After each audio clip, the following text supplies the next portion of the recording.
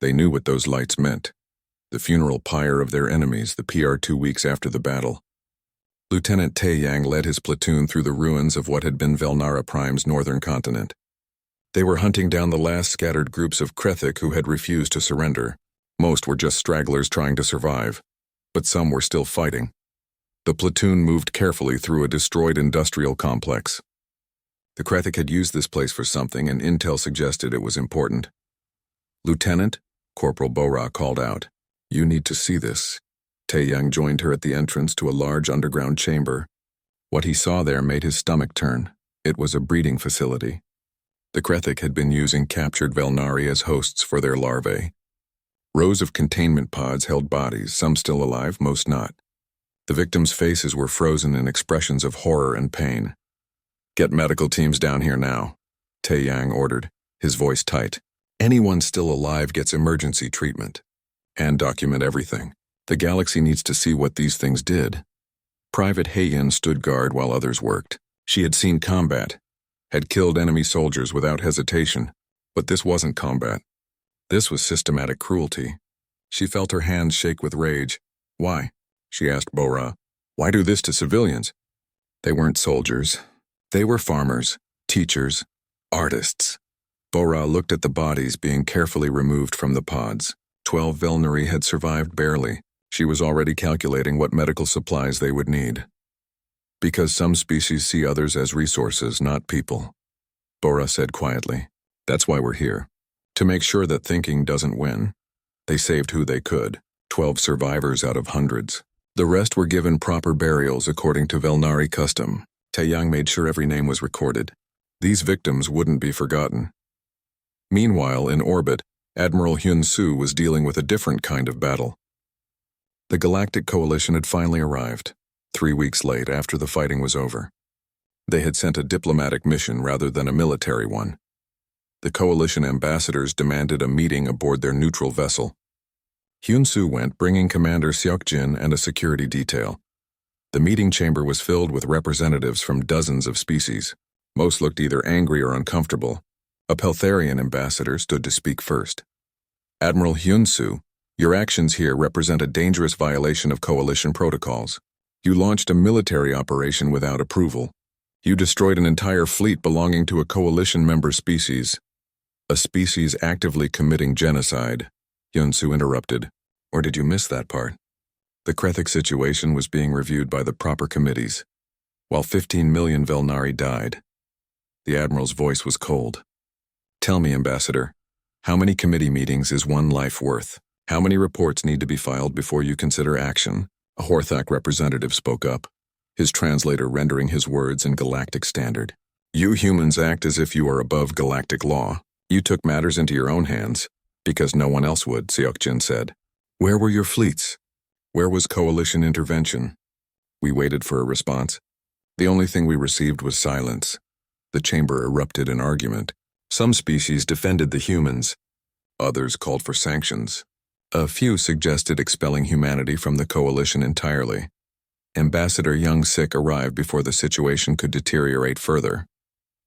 He was Earth's senior diplomat, a man who had spent 20 years building relationships across the galaxy.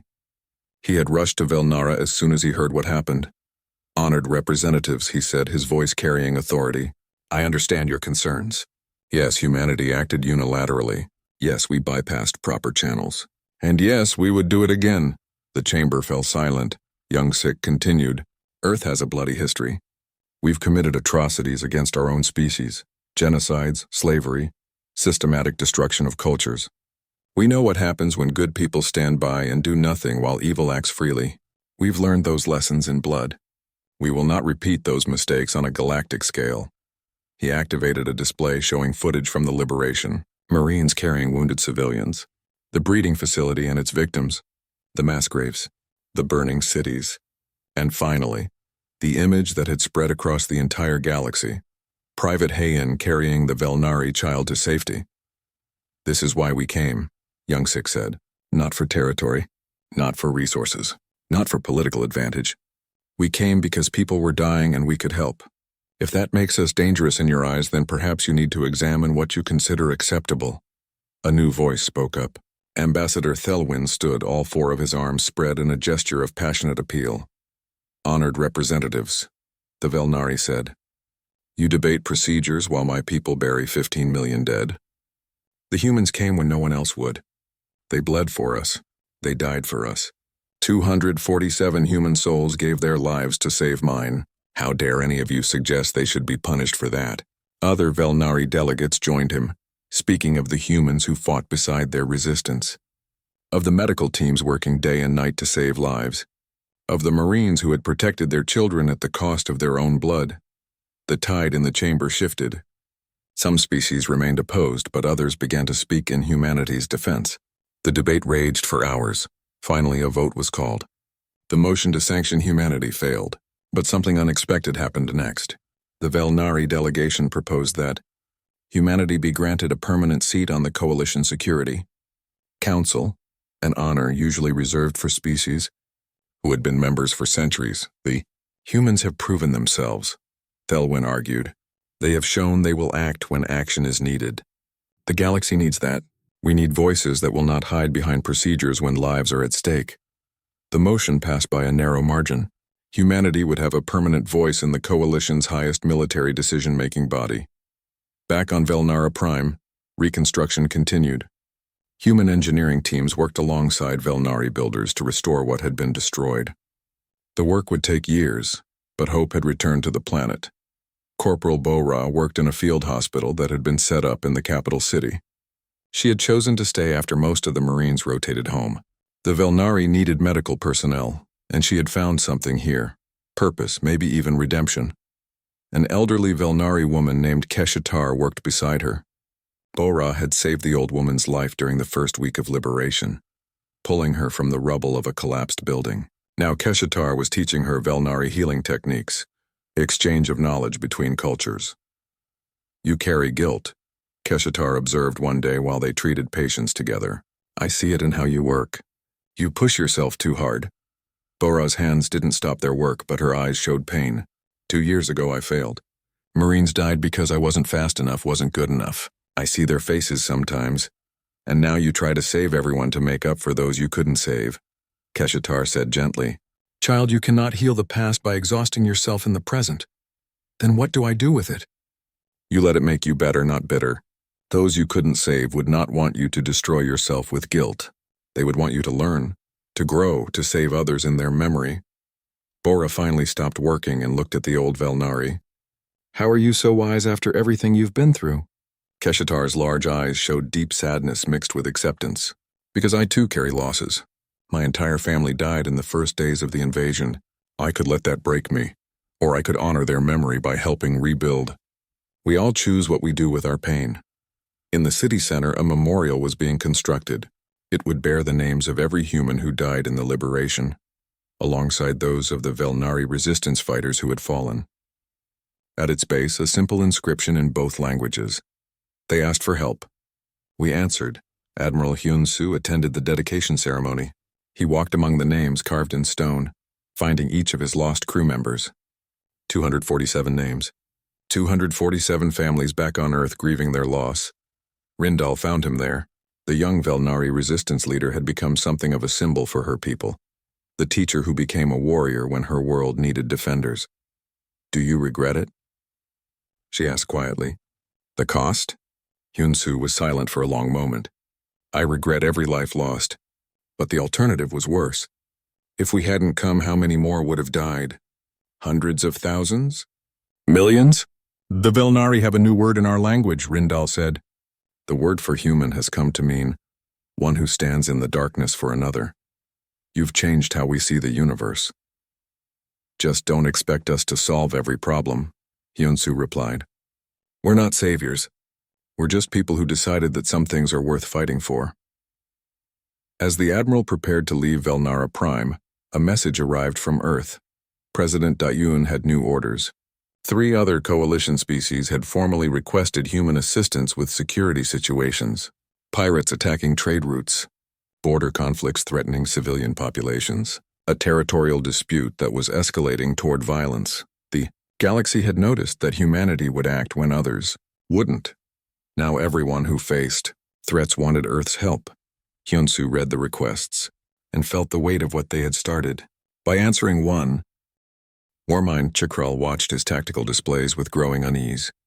The humans had secured significant portions of Velnara Prime's surface.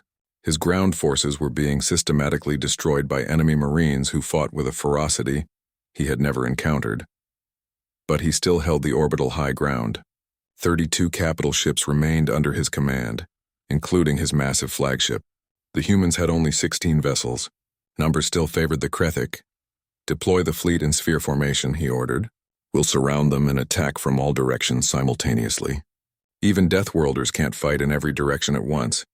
The Krethik bioship spread out in a massive globe around the human fleet. It was a formation designed to overwhelm through sheer numerical superiority. Every human vessel would face multiple attackers with no clear avenue of retreat. Admiral Hyun-soo studied the Krethik deployment from his command chair aboard the Inchin's Hammer. His tactical officer, Commander Seok-jin, shook his head. They've positioned themselves between us and the planet. Any major engagement will put civilian population centers at risk from debris and missed shots. I know, Hyun-soo said quietly, which means we need to end this quickly and decisively. He opened a channel to the fleet. All captains, this is Admiral Hyun-soo. We're executing the Sol stratagem.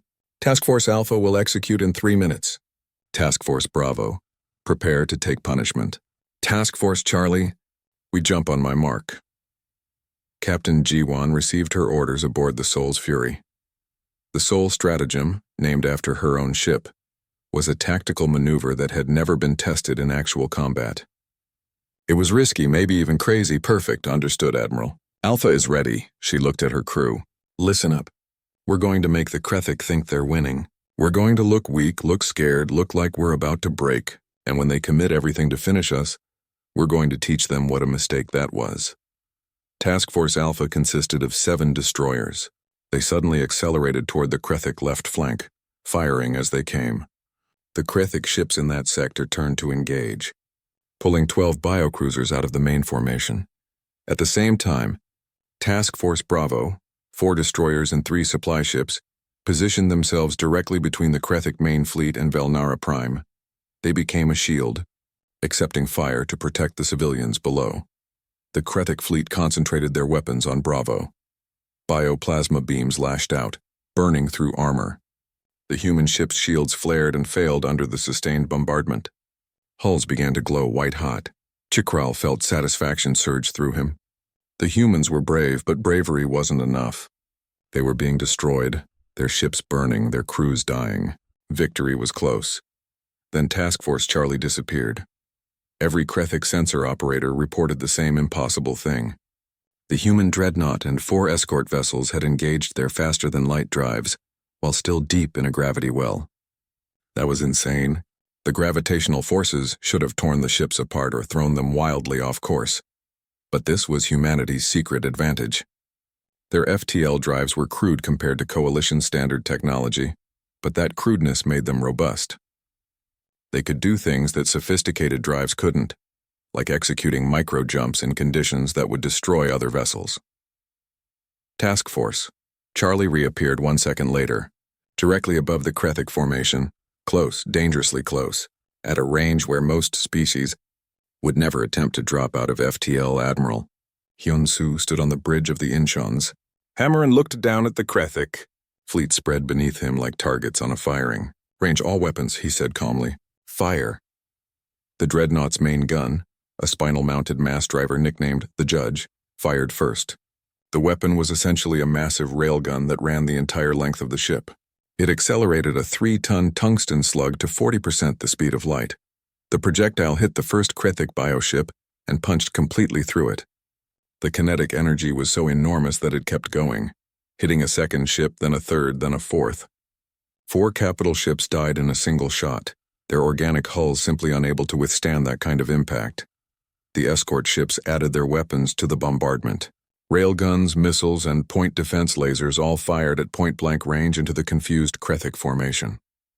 Bioships that had been designed to take long-range punishment couldn't handle this kind of focused assault. Captain Ji-won saw the chaos and wheeled her task force around. All ships hit them from behind. Don't give them time to reorganize. Task Force Alpha smashed into the Krethic rear. Now the alien fleet was caught between two forces, unable to concentrate fire, their formation dissolving into panic. Warmind Chikral stared at his displays in disbelief. In less than 5 minutes, he had lost 14 ships. 14. The humans had turned what should have been a decisive Krethic victory into a massacre. All ships retreat, he ordered. Jump to Warmind, his navigator interrupted. The humans have positioned ships at all the FTL exit vectors. We're trapped. Chikral understood then what had happened. The humans had planned this from the beginning. The feint, the sacrifice of Task Force Bravo, the impossible micro-jump, all of it designed to put the Krethic in an impossible position. He looked at his remaining 18 ships. Half his fleet gone, and the humans showed no signs of stopping. Then we fight, he said. All ships concentrate fire on that dreadnought. If we can kill their flagship, we might break their formation. Every remaining Krethic vessel focused their weapons on the Inchan's hammer. Bioplasma beams converged on the dreadnought from multiple angles. The ship's shields held for a few seconds, then failed. Armor began to melt. Admiral Hyun-soo felt his ship shake under the bombardment. Damage reports flooded in. Engineering took a direct hit. Casualties in sections 12 through 16. Hull breaches on multiple decks. Sir, we need to pull back. Seokjin shouted over the alarms. No, Hyun-soo said. Forward. All power to forward weapons and engines. We're going right through them. The Inchan's hammer accelerated directly toward the Krethic flagship, taking hits the entire way. The ship's armor glowed bright enough to see from the planet's surface. But the dreadnought's massive bulk and redundant systems kept it moving. The judge fired again. The shot caught the Krethic flagship in the engine section. The bioship shuddered and began to drift. All ships, Hyun-soo broadcast. Target the flagship. Bring it down. The human fleet concentrated their fire. Missiles, railgun rounds, and laser fire pounded the crippled flagship. The bioship's armor cracked, its organic systems failing. Chikral felt his vessel dying around him. Warmind, we must evacuate. One of his officers clicked urgently. Chikral looked at the battle. 16 of his ships were already destroyed. The others were being systematically hunted down by human vessels that moved like nothing he had ever seen. His invasion had failed. His fleet was dying. Send the evacuation order, he said finally. All ships that can still maneuver, retreat. Those that cannot, prepare for boarding or self-destruct. The surviving Krethic ships tried to flee, but the humans had positioned their forces carefully. Each escape route was covered. One by one, the bioships were caught and destroyed. Some Krethic commanders tried to surrender. They broadcast pleas on all frequencies, begging for mercy. The human response was cold. You showed no mercy to the Velnari, Admiral Hyun-soo replied. You will receive the same consideration you gave them. Only the flagship was spared. Human Marines boarded it and captured Warmind Chikral alive. He would stand trial for genocide. The battle lasted 7 hours from start to finish. When it ended, the entire Krethic invasion fleet had been destroyed or captured. The space around Velnara Prime was littered with debris, the burning remains of 32 bioships. Human losses were significant, but bearable. 3 destroyers had taken heavy damage and would need months of repairs. 247 crew members were dead. Another 891 were wounded, but they had won. Admiral Hyun-soo sat in his command chair and watched the tactical display. Every red icon representing a Krethic ship had turned gray. The system was secured, sir, Seokjin said quietly. Incoming transmission from the planet. Ambassador Thelwyn wants to speak with you. The Velnari ambassador's face appeared on the screen. He was crying, his 4 hands pressed together in gratitude. Admiral Hyun-soo, he said, his voice shaking. I don't have words. You came, you fought, you saved us. Hyun-soo nodded tiredly. We did what was right, Ambassador. Your people are free now. The Krethic will never threaten you again. He stood and addressed the fleet. All ships, this is Admiral Hyun-soo. The battle is over. We've liberated Velnara Prime.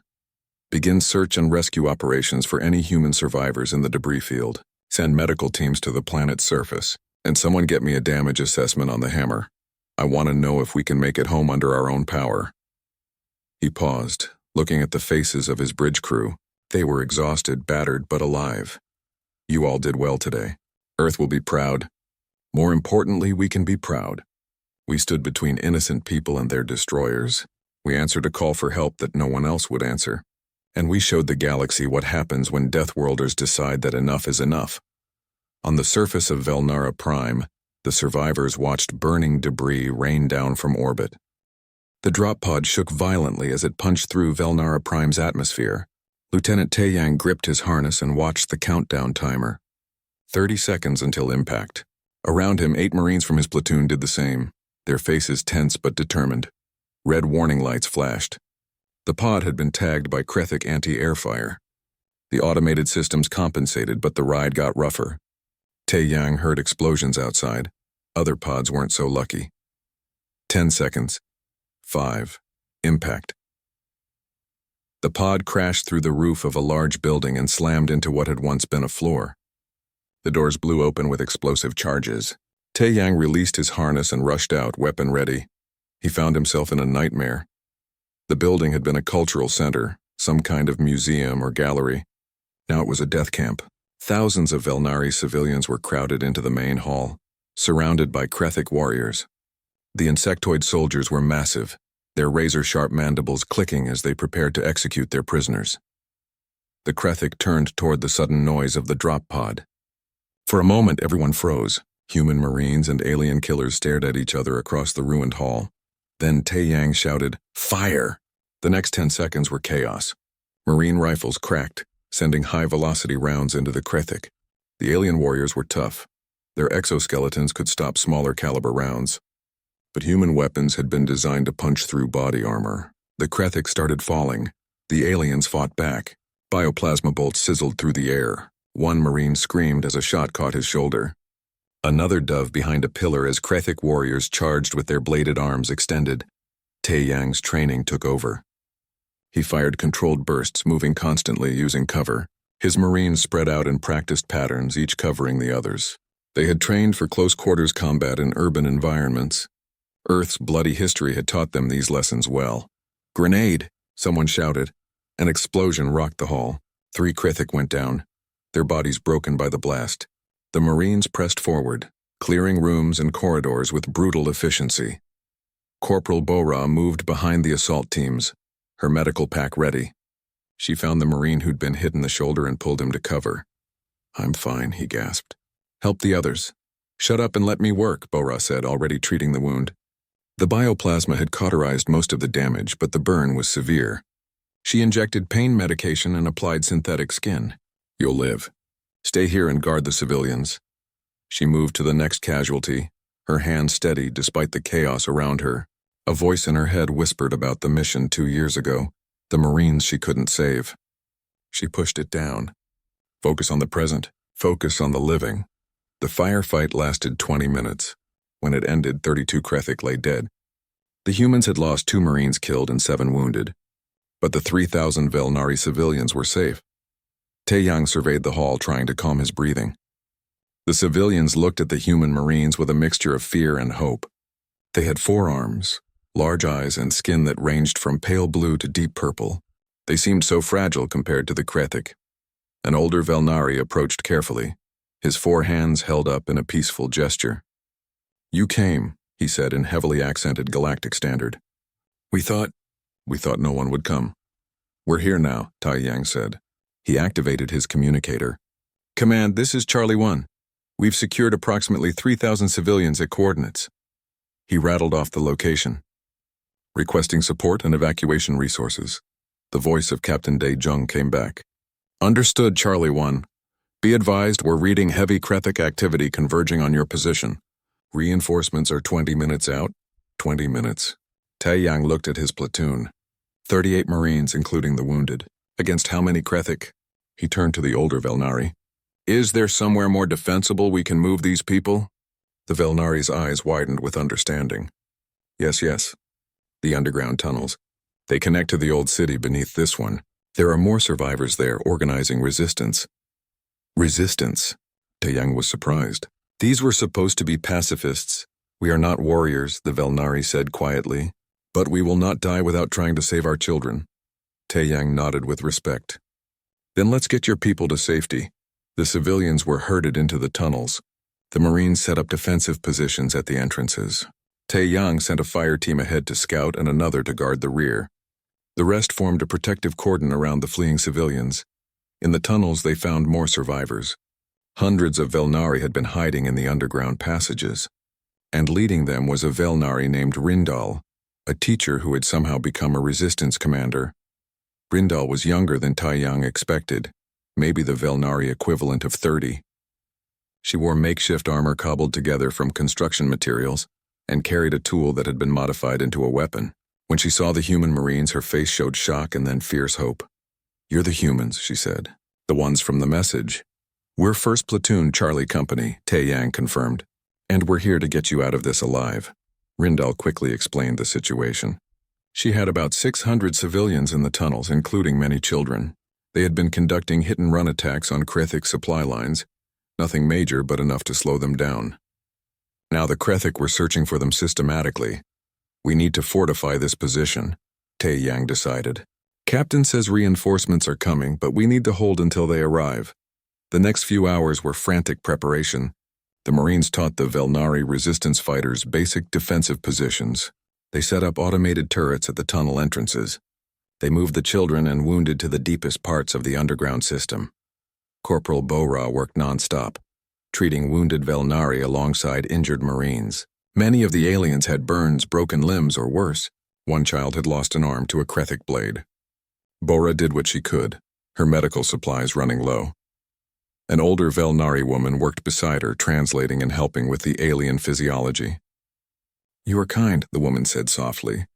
"Your people have fierce reputations, but you have gentle hands." Bora looked at her hands, stained with blood from 3 different species. "I failed someone once," she said. "People died because I wasn't good enough. I won't let that happen again." "Then you understand," the Velnari woman said. "We all carry our failures. The question is whether we let them defeat us or make us stronger." Before Bora could respond, alarms sounded. The Krethik had found them. The attack came from 3 directions at once. Hundreds of Krethik warriors poured into the tunnels, their mandibles clicking with hunting fury. The human automated turrets opened fire, cutting down the first wave. But more came. "Hold the line," Tae-yang shouted, his rifle bucking against his shoulder. The Marines fought with desperate determination. Every tunnel entrance became a killing ground. Grenades exploded. Weapons fire lit up the darkness. The Krethik pressed forward over their own dead. Private Hyen held the northern entrance with 3 other Marines. The Krethik came at them in waves, and she fired until her rifle overheated. When they got too close, she drew her knife and fought hand to hand, her armor taking hits that would have killed an unprotected human. In the chaos, a small Velnari child became separated from the others. The child wandered into the combat zone, crying for its parents. Hyen saw the child and the Krethik warrior about to kill it. She didn't think. She just moved. Hyen threw herself between the child and the warrior.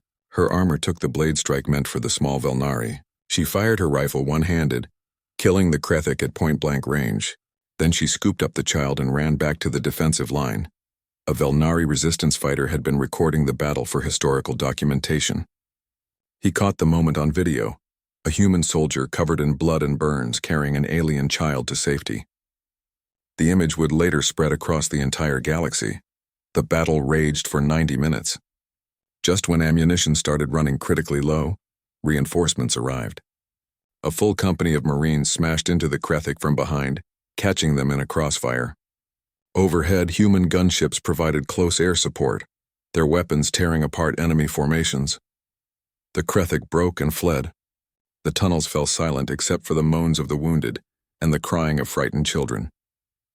Tae-yang did a head count. He'd lost 6 more Marines. Another 15 were wounded, but they'd held. The civilians were safe. Captain Daijung arrived with the reinforcements and surveyed the scene. Bodies lay everywhere, mostly Krethik, but too many humans and Velnari as well. "Hell of a fight, Lieutenant," the captain said. "Yes, sir." Tae-yang was exhausted. "What's the situation topside?" "We're pushing the Krethik back across the city. Admiral Hyun-soo is about to engage their main fleet in orbit. Once we control the space around this planet, we can start real evacuation operations." Tae-yang nodded. He looked at the Velnari survivors, at Rindal organizing first aid for the wounded, at the child Hyen had saved clinging to her armor. This was why they'd come, not for glory or territory, but for the chance to stand between innocence and evil. In orbit above, the human fleet finished its preparations. The real battle was about to begin. The message came through every communication channel at once. Ambassador Thelwyn's voice shook as he spoke into the recording device, his forearms trembling. Behind him, the sounds of explosions echoed through the walls of the Velnari embassy. This is Ambassador Thelwyn of the Velnari people. We are under attack. The Krethic Dominion has invaded our 3 colony worlds without warning. They are not taking prisoners. They are not seeking surrender. They are killing everyone. The ambassador paused as another explosion rocked the building. Dust fell from the ceiling. His large, gentle eyes filled with tears. We have sent requests to the Galactic Coalition. They say they are forming committees. They say they need time to review our situation. We do not have time. 15 million of my people are already dead. Please, someone help us. The message reached Earth 3 days later. Admiral Hyun-soo sat in his office at Titan Station, watching the recording for the 5th time. He was a tall man with gray hair and hard eyes that had seen too much combat. But as he watched the Velnari ambassador's plea, something stirred in his chest. His second-in-command, Commander Seok-jin, stood beside him. The younger officer had pulled up all available data on the situation. The Velnari are pacifists, sir, Seok-jin explained. They have no military. Their entire civilization is built around farming, philosophy, and art.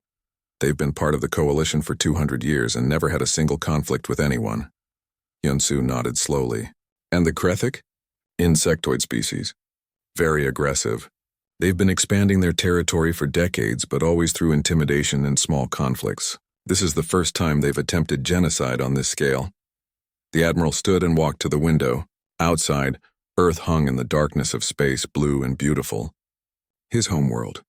A world that had nearly destroyed itself 100 times before finally learning to work together. What's the coalition doing? He asked. Seok-jin's face darkened. They're still debating. The Peltharian delegation wants sanctions. The Horthak want to send observers first. The Quillans say it's not their concern. It could be weeks before they agree on anything. Weeks, Hyun-soo repeated. He turned back to the screen where Ambassador Thelwyn's frozen image pleaded silently. How long until the Velnari have no one left to save? Intelligence estimates they have 2 weeks, maybe 3, before their population centers are completely destroyed. The admiral was quiet for a long moment. Then he pressed a button on his desk. Get me Captain Ji-won, Captain Dae-jung, and Captain Min-ho. Tell them to prepare their ships for immediate departure. And get me President Dayoon on a secure channel. Seok-jin's eyes widened. Sir, are you activating Protocol Razor? Yes. Sir, that's never been used before. The political fallout will be dealt with later, Hyun-soo interrupted. Right now, people are dying. We have the ships, we have the troops, and we have the ability to help. That's all that matters. 20 minutes later, the admiral was on a video call with Earth's president. Taegun was a woman in her 60s with sharp features and sharper intelligence. She listened without interrupting as Hyun-soo explained the situation. You understand what you're asking, she said when he finished. This will change everything. Earth has been trying to build good relationships with the coalition. If we act without permission, many species will see us as warmongers. And if we don't act, an entire civilization will be wiped out while the coalition debates procedures. Da-eun was silent for a moment. Then she nodded. Do it. I'll handle the politicians. You handle the Krethic. 6 hours later, the Third Fleet began its mobilization. 16 warships came to life throughout the solar system. Crews ran to their stations. Marines checked their equipment and boarded transport ships. Supply vessels loaded everything from ammunition to medical supplies. Captain Ji-won stood on the bridge of her destroyer, the Soul's Fury. She was a compact woman with quick movements and quicker thinking. She had studied the Krethic military for the past 3 hours and didn't like what she saw. They have numerical superiority, her tactical officer reported. 32 capital ships in the Velnara system, plus support vessels and ground forces. What about their tactics? Conventional. They rely on overwhelming force and biological weapons. Their ships are grown rather than built, which makes them tough but inflexible. Ji-won smiled coldly. Then they've never fought anyone who doesn't play by the rules. Across the fleet, similar conversations were happening. On the marine transport ship Busan's Pride, Lieutenant Tae Yang briefed his platoon. He was young for an officer, only 28, but he had already seen combat in 3 different operations. Listen up, he told his Marines. We're going in to save civilians. That means we protect the innocent and neutralize threats. Standard rules of engagement apply, but remember, these Krethik aren't soldiers fighting for their country. They're murderers killing defenseless people. Show them what happens when they pick on someone who can fight back. The Marines cheered. Among them was Corporal Bora, the platoon medic. She was quieter than the others, checking and rechecking her medical supplies. She had nightmares about the mission 2 years ago where she couldn't save her wounded. This time would be different. It had to be. Admiral Hyun-soo stood on the bridge of the dreadnought Inchun's Hammer and watched his fleet assemble. 16 ships against 32.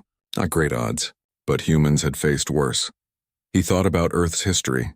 The wars, the genocides, the times when good people stood by and did nothing while evil spread. Humanity had learned those lessons in blood. They had sworn never to be the ones who looked away. All ships report ready, sir, Seokjin announced. Hyun-soo took a deep breath. This was it, the moment that would define humanity's role in the galaxy. Send a message to Ambassador Thelwyn, he ordered. Tell him help is coming. Tell him to hold on for 5 more days. And to the coalition, sir. Tell them we're invoking Protocol Razor. We're going to stop a genocide. They can complain about procedures later. The fleet jumped to faster-than-light speed, leaving Earth's solar system behind. They were heading toward a war that wasn't theirs, to save people they'd never met because it was the right thing to do. In the Velnara system, Ambassador Thelwyn received the message and wept with relief. He gathered the survivors in his shelter and told them the news. The humans are coming, he said. The Deathworlders heard our call. An elder Velnari woman looked up with fearful eyes. Will they be in time? Thelwyn thought of the message he'd received. It had been brief, almost military in its tone. But the last line had stuck with him. Hold on. We're coming. 3 simple words from a species that most of the galaxy feared. 3 words that gave him hope. Yes, he told the elder. Yes, they will. The Krethik warmind Chikral stood in the center of his flagship's command chamber. His body was massive, even for his species. Nearly 4 meters of chitinous armor and razor-sharp limbs. Around him, biological displays pulsed with information about the ongoing extermination of Velnara Prime. The operation was proceeding smoothly. The Velnari had no weapons, no defenses, no way to fight back. It was almost disappointing. Chikral preferred conquests that offered at least some challenge. Warmind, one of his sub-commanders, clicked in the Krethik language. We detect new vessels entering the system. 16 ships of unknown design. Unknown? Chikral's mandibles opened slightly in what passed for curiosity among his kind. Identify them. They appear to be human vessels. Chikral made a sound like stones grinding together. Krethik laughter. Humans. The newest species in the coalition. Barely 15 years since they'd discovered faster-than-light travel. He had read the intelligence reports. They came from a harsh world, yes, but that meant nothing. Many species came from difficult environments. It didn't make them warriors. How many capital ships? He asked. 1 dreadnought class, 7 destroyers, and 8 support vessels. Against our 32 capital ships? Chikral's amusement grew. These humans are either very brave or very stupid. Send 6 cruisers to deal with them. We'll continue our work here. The 6 Krethik biocruisers detached from the main fleet and moved to intercept the human ships. Each cruiser was grown from living tissue, a massive creature bred for war. Their organic armor could regenerate from most energy weapon damage. Their bioplasma cannons could melt through conventional hulls in seconds. Captain Jiwon watched the approaching Krethik ships on her display. 6 against 16, and they still thought they had the advantage. Interesting. Tactical analysis, she ordered. Her tactical officer studied the data. They're moving in a standard intercept formation. Their ships are biological in nature, which means they'll be weak against kinetic weapons. Their armor is designed to absorb and dissipate energy attacks. Good thing we don't use energy weapons, Jiwon said. She opened a channel to the fleet. All ships, this is Soul's Fury. We're going to show these bugs why you don't mess with Deathworlders. Execute attack pattern Delta 7 on my mark. The human ship suddenly accelerated. Hard. Their fusion drives burned at maximum power, pushing accelerations that would turn most species into paste against their bulkheads. Human bodies, evolved on a high-gravity world, could take the punishment. The Krethic cruisers adjusted their formation, but they moved slowly compared to the human vessels. The bioships were powerful but not agile. Jiwan's destroyer dove toward the enemy formation at an angle that looked suicidal. At the last possible moment, she activated her ship's revolutionary maneuvering system. The Soul's Fury began spinning on 3 different axes while maintaining thrust, a combat maneuver humans called the Death Spiral. The Krethic weapons couldn't track her. Their targeting systems were designed for ships that moved predictably, that followed the elegant patterns of normal space combat. The Soul's Fury was doing something no sane species would attempt. Jiwan's railguns spoke. Tungsten penetrators, each weighing several tons, left her ship at 30% the speed of light. They crossed the distance to the nearest Krethic cruiser in less than a second. The bioship never had a chance.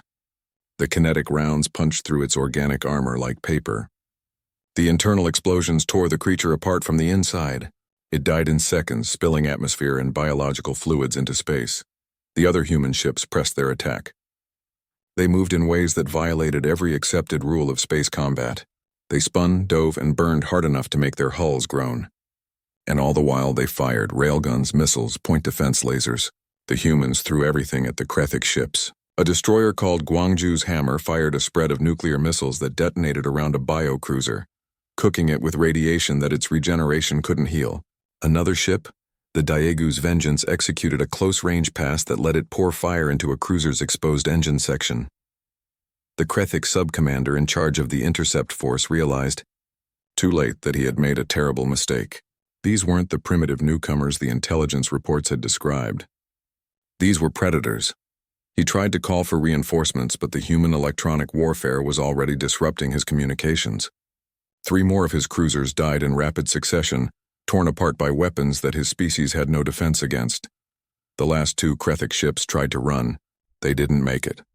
The human vessels ran them down and destroyed them methodically, efficiently, without mercy. 20 minutes after the battle began, it was over. All 6 Krethic cruisers were debris. The human fleet hadn't lost a single ship. On his flagship, Warmind Chakral stared at his displays in disbelief. 6 cruisers, gone, destroyed by an inferior force in less time than it took to give a single status report. "Get me tactical analysis of those ships immediately," he snapped. His science officer worked frantically. Warmind, the human vessels appear to use exclusively kinetic and nuclear weapons. Their acceleration capabilities far exceed any known species. Their combat maneuvers are chaotic. They don't follow standard patterns. That's because they grew up killing each other, Chakral realized. They developed these tactics fighting wars on their own world. He paused, reassessing the situation. The humans were more dangerous than anticipated, but he still had numerical superiority and planetary control. "Recall all ground forces to defensible positions," he ordered. "Prepare the main fleet for combat, and accelerate the extermination schedule. If we cannot complete our objectives before the humans intervene on the surface, we'll turn this planet into a graveyard they can inherit." On the surface of Velnara Prime, the Krethic forces received their new orders. They intensified their attacks on the remaining civilian population centers. The sound of weapons fire and screaming echoed through the ruins of once beautiful cities. Ambassador Thelwyn huddled in his shelter with 300 other survivors. They could hear the Krethic getting closer, searching building by building. The humans had won the battle in space, but would they arrive in time to save those still alive on the ground? Admiral Hyun-Soo watched the tactical display from his command chair. His fleet had performed perfectly, but now came the hard part. He opened a channel on all frequencies, broadcasting in Galactic Standard. Krethic Dominion forces in the Velnara system. "This is Admiral Hyun-Soo of the United Earth Defense Force. You have engaged in systematic genocide against a peaceful species. You have 48 hours to withdraw all forces from these worlds and surrender your Warmind for prosecution under coalition law. If you do not comply, we will destroy your entire fleet and remove you from this system by force. This is your only warning." The message reached every Krethic vessel simultaneously. On the flagship, Chakral listened and felt something he had never experienced before: uncertainty. These humans spoke with absolute confidence. They truly believed they could destroy his entire fleet. Could they? He looked at his 32 remaining capital ships. He had overwhelming numbers. His forces held the planet. The humans were bluffing. They had to be. Send them our response, he told his communications officer. The response was simple. The Krathic accelerated their ground operations and prepared for battle. Admiral Hyun-soo received the Krathic's answer and nodded slowly. He had given them a chance. They had chosen violence. Seok-jin, send the signal to the marine transports. Begin planetary assault operations immediately, and get me firing solutions for the main fleet. The Krathic want war. He looked at the tactical display showing the enemy fleet. Let's show them what happens when Deathworlders go to war. The human fleet began moving into attack formation. On the marine transport ships, drop pods were loaded with troops. Lieutenant Tae-yang checked his weapon one last time and looked at his platoon. Remember your training, he said. We're going in hot to pull civilians out of hell. Stay focused, stay alive, and show these bugs why humans don't back down from a fight. Corporal Bora tightened the straps on her medical pack. Her hands were steady, but her heart raced. In a few hours they would be in combat. People would be wounded. She would save them. She had to. The drop pods launched from the transport ships, streaking toward the planet's surface like falling stars.